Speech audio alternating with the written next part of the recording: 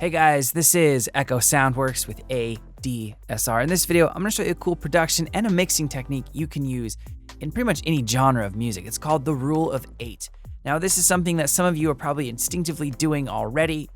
Some of you probably know about it, or maybe you've heard of it, but we're gonna kind of expand on the idea of the Rule of 8 in this video and see how you can apply it to your track, to your production, and even your mix. So there are times where I've been mixing songs, mixing tracks for clients, and they don't follow the Rule of 8 in terms of their arrangement.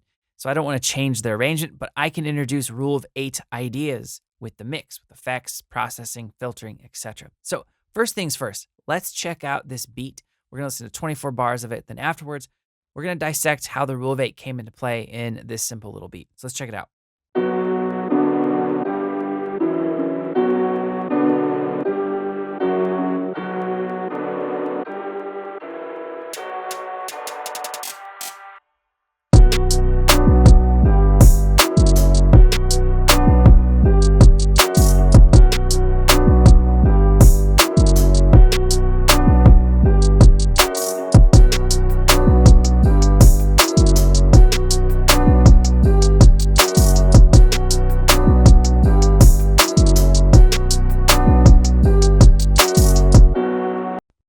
All right, so let's dissect what's going on. Now, this video is not going to be terribly long. It's not a complicated idea, but I am going to throw out some cool techniques you can use to really take the simple Rule of 8 to a whole nother level. So in this beat, obviously the first 8 bars, it's acting kind of as the intro. So it makes sense that after bar 8, heading into bar 9, it would change. So let's focus on bars 9 onward. So this is kind of like the verse. This would be like the starting point of the verse for the rapper, depending on how many bars they wanted. Now, in this section, everything is the same. We have an 808, 3 key patches, and the drums. The only thing that changes is 8 bars in, we have this really slight percussive loop.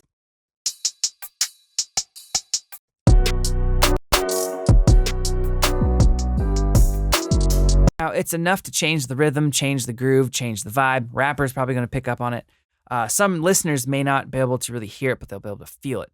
So the Rule of 8 can be simple, it can be drastic, it can be percussive, it could be, new instruments, it could be a lot of different things. Now, here is where I think you can really excel with creating a really dynamic listening experience for your clients, for your listeners, whatever it may be. And that's when you start to combine different parts of the Rule of 8 together. So arrangement, production/sound design, and mixing, right? So arrangement would be like going from verse to pre-chorus to chorus, to breakdown, drop, whatever it might be.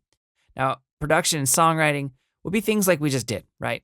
Adding in a hi-hat, or I could throw in a different sound. I could change the sound. I could keep the same lead, keep the same melody, but I could do something unique with the actual sound. Now, the third would be mixing, right? You could start to 8 bars, change the EQ setting, add in more reverb, add in more delay, add in an effect like chorus. Now, when you start to kind of tastefully pair these 3 ideas together throughout the mix, where some 8 bars, you'll be introducing a Rule of 8 mix change plus a Rule of 8 production or sound design change, you get a really dynamic mix going, right? And it doesn't always have to be addition. You can actually pull off the Rule of 8 by basically addition by subtraction, right?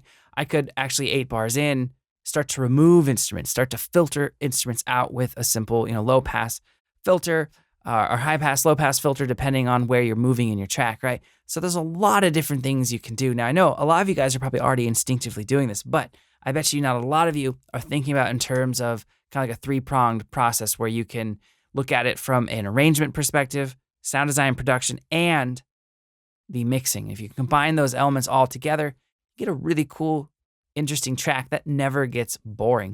All right, so that's going to end this video. Like I said, not a long video, but hopefully a useful one for you guys. If you have any questions or comments, post those below, and I'll try to get back to you as soon as I can. If you like this video and you want to see more videos like it, please hit that like and subscribe button.